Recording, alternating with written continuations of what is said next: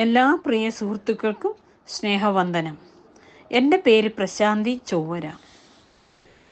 എന്തുകൊണ്ടാണ് കിടക്കയിൽ നിന്ന് എഴുന്നേൽക്കുമ്പോൾ വലതുവശം കൊണ്ട് എഴുന്നേൽക്കണം എന്ന് നമ്മുടെ അച്ഛനമ്മമാർ പറഞ്ഞു തരുന്നത്? പല ദിവസങ്ങളിലും നമ്മൾ എഴുന്നേറ്റ് കഴിഞ്ഞ് പല കുസൃതികളും വികൃതികളും കാട്ടിക്കൂട്ടുമ്പോൾ രക്ഷിതാക്കൾ സാധാരണ പറയുന്നത് നിങ്ങൾ കേട്ടിട്ടുണ്ടാകും, ഇവൻ ഇന്ന് ഇടതുവശം കൊണ്ടാണ് എണീറ്റെന്ന് തോന്നുന്നത് എന്ന്.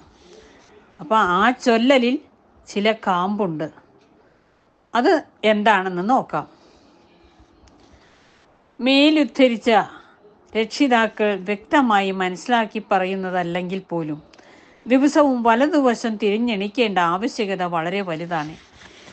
നമ്മുടെ ഋഷീശ്വരന്മാർ നമ്മെ പരിശീലിപ്പിച്ച ഈ ആരോഗ്യ മാർഗത്തിൻ്റെ സാധ്യത അടുത്ത കാലത്തായി പാശ്ചാത്യ ഭിഷഗ്വരന്മാരും പൂർണ്ണമായും അംഗീകരിച്ചു കഴിഞ്ഞു.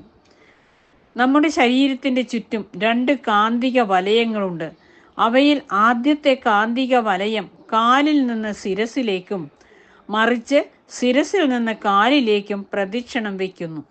രണ്ടാമത്തേതാകട്ടെ ഇടതുവശത്തു നിന്ന് മുൻഭാഗത്തുകൂടെ വലത്തോട്ടും വലതുവശത്തു നിന്നും പിന്നിൽ കൂടി ഇടതുവശത്തേക്കും പ്രദക്ഷിണം വയ്ക്കുകയാണ്. കാന്തിക വലയത്തിൻ്റെ ഗതിക്കനുസരിച്ച് ശരീരചലനം കാന്തിക വലയത്തിൻ്റെ വൈൻഡിങ് ദൃഢപ്പെടുത്തും.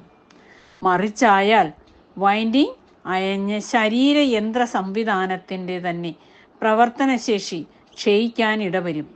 ശരീരം വലതുവശം തിരിഞ്ഞ് എണീക്കുന്നത് വൈൻഡിങ് കൂടുതൽ ദൃഢമാവാൻ സഹായിക്കുമെന്ന് ആധുനിക വൈദ്യശാസ്ത്രവും ഉന്നത ഡോക്ടർമാരും സമ്മതിക്കുന്നുണ്ട്.